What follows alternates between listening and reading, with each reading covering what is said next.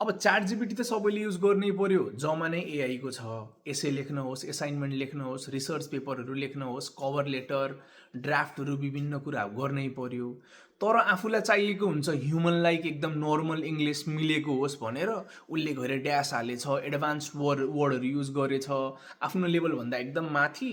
त्यो हेर्ने मान्छेले, टिचरहरूले होस्, जोसुकैले होस्, यो त पक्कै पनि एआईले लेखेको हो भनेर थाहा पाउने भयो क्या। अब त्यसको लागि प्रब्लम सल्भ चाहिँ कसरी हुन्छ भने, एउटा मैले चाहिँ विभिन्न एआई एक्सपर्टहरूले सिकाएको अनुसार एउटा प्रम्प्ट कलेक्ट गरेछु।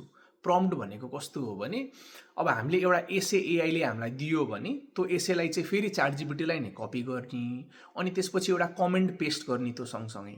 त्यसले चाहिँ के हुन्छ भने च्याट जिपिटीले त्यसपछि चाहिँ मान्छेले लेख्या जस्तो अलिकति नर्मल इङ्ग्लिस, अलिकति एडभान्स शब्द युज नगरिकन त्यो ड्यासहरू जम्मै हटाएर चाहिँ च्याट जिपिटीले फेरि हामीलाई दिन्छ। त्यो चाहिँ धेरै राम्रो हुन्छ है च्याट जिपिटीको पहिलो प्रोडक्ट भन्दा। त्यो चाहिँ मैले फ्रीमा सेयर गरिदिन्छु। के गर्न सकिन्छ भने टिकटकमा फलो गरेर, मेरो इन्स्टाग्राममा मलाई फलो गरेर प्रम्प्ट भनेर लेख्दा हुन्छ, PROMPT प्रम्प्ट गरेर लेख्यो भने चाहिँ मैले त्यो कमेन्ट कपी गरिदिन्छु।